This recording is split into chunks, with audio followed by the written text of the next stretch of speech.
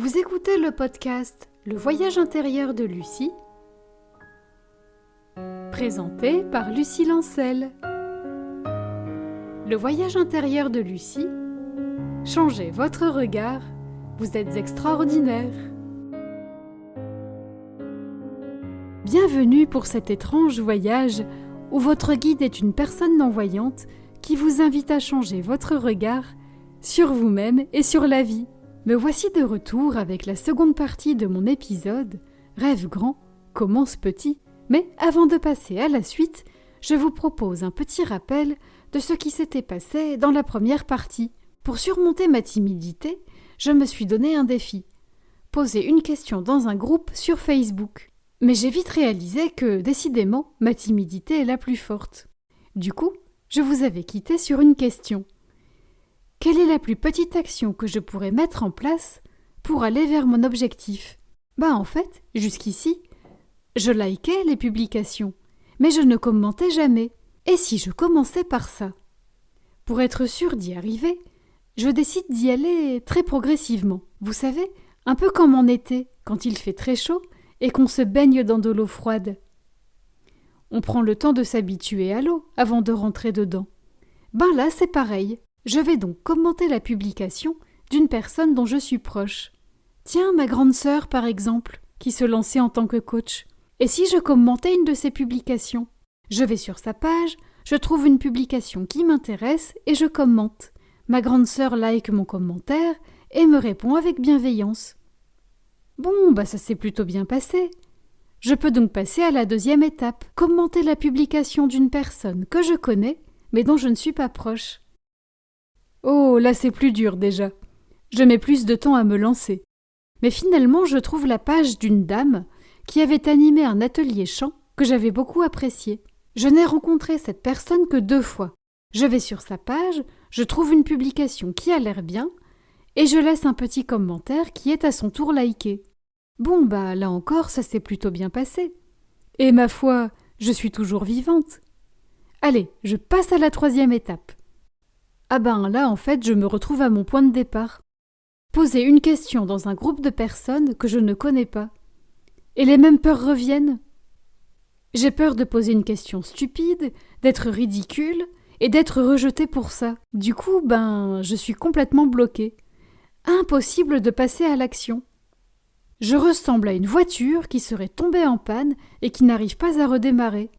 Comment je vais faire pour me sortir de là ? Alors là, ce qui a débloqué la situation, c'est une formation que je faisais comme ça, pour mon plaisir, pour apprendre à chanter. Comme c'était une formation à distance, nous passions tous par Facebook pour communiquer. Notre enseignant nous donnait des devoirs. Enfin, lui, il appelait pas ça des devoirs, il appelait ça des défis de dépassement. Comme vous le voyez, cette formation ne pouvait pas mieux tomber. En plus, ce qui m'a beaucoup aidé, c'est que notre groupe était privé. Alors là, je me suis lancée. J'ai créé des publications, j'ai demandé de l'aide aux autres participants. Il y avait tellement de bienveillance dans nos échanges que quelque chose en moi s'est débloqué. Je comprenais, ou mon mental comprenait, que ça pouvait bien se passer sur les réseaux sociaux et qu'on n'allait pas me faire de mal. Alors, petit à petit, j'ai pris confiance. Finalement, je n'ai pas posé ma question sur le sport. Vous savez, la fameuse question que je devais poser au début. Mais j'en ai posé une autre. J'avais besoin de savoir comment faire pour envoyer un email à plusieurs personnes en même temps. À chaque fois, je m'attendais à ce qu'on me dise « Mais on en a déjà parlé, tu devrais réfléchir avant de poser ta question. » En réalité, les échanges se sont très bien passés et je dois dire que les solutions proposées m'ont beaucoup aidé. Depuis ce challenge, je publie sur Facebook 2 fois par semaine. Est-ce que ça veut dire pour autant que je n'ai plus peur ? Non, il m'arrive encore d'être intimidée. Mais je progresse, petit à petit. Je ne sais pas si c'est pareil pour vous, mais moi, quand j'ai un projet, je veux que ça marche tout de suite. Et si ça va trop lentement, ça me met en colère. Mais en fait, c'est comme si je voulais arriver tout en haut d'une échelle, directement, sans passer par les barreaux, ou tout en haut d'un escalier, sans utiliser les marches. Si je fais ça, je risque de tomber et de me faire mal. Alors que quand on accepte l'idée d'y aller marche après marche, ou barreau après barreau, on sent qu'on progresse et on retrouve le plaisir. Ça permet de réconcilier le cœur et le mental. Ben oui, parce que notre cerveau, il aime pas trop ça, les changements. C'est normal, il est chargé de notre survie et il veut nous protéger.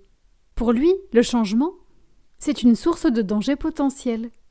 Mais quand on y va pas à pas, marche après marche, on l'habitue à réussir et il se sent en sécurité. Et puis la vie se met à coopérer avec nous. Elle nous envoie des opportunités, elle met les bonnes personnes sur notre chemin. Comme pour moi, avec ma formation qui est tombée pile au bon moment. Alors, si vous avez des rêves, des projets, ne leur fermez pas la porte. Au contraire, ouvrez votre cœur et demandez-vous quel est le plus petit pas que je pourrais faire pour aller dans cette direction. Alors, quand je dis projet, ça peut être des grands projets comme faire le tour du monde, écrire un livre, mais ça peut être aussi vous remettre au sport, retrouver votre joie de vivre, surmonter une peur, peu importe. Quelle est la plus petite action que vous pourriez mettre en place, là maintenant, pour aller vers votre objectif? Je terminerai cet épisode par un conseil. Considérez que chaque petit pas que vous ferez est une petite victoire. Du coup, pensez à vous remercier vous-même et à célébrer. En faisant ça, vous allez remettre de la joie dans un processus qui peut vous paraître long et difficile. Et surtout, n'oubliez pas, chaque victoire compte. Nous arrivons à la fin de cet épisode. J'espère de tout cœur qu'il vous aidera à croire en vos rêves et en vos projets. Si vous le souhaitez, n'hésitez pas à me laisser un petit commentaire sur ma page Facebook ou sur ma chaîne YouTube.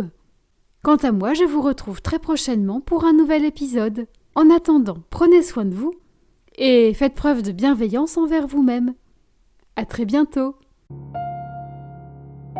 Merci de m'avoir écouté. C'était le voyage intérieur de Lucie. Si vous avez aimé cet épisode, vous pouvez liker, partager, vous abonner à ma chaîne. Ce podcast est disponible sur toutes les plateformes numériques, Apple Podcasts, Spotify, Google Podcasts, Deezer, etc. Et si vous souhaitez me contacter pour commenter un épisode, partager votre expérience, n'hésitez pas à vous rendre sur la page Facebook du podcast. Je vous mets le lien dans la description. Je vous retrouve très prochainement pour un nouvel épisode du podcast Le voyage intérieur de Lucie. Le voyage intérieur de Lucie, changez votre regard, vous êtes extraordinaire.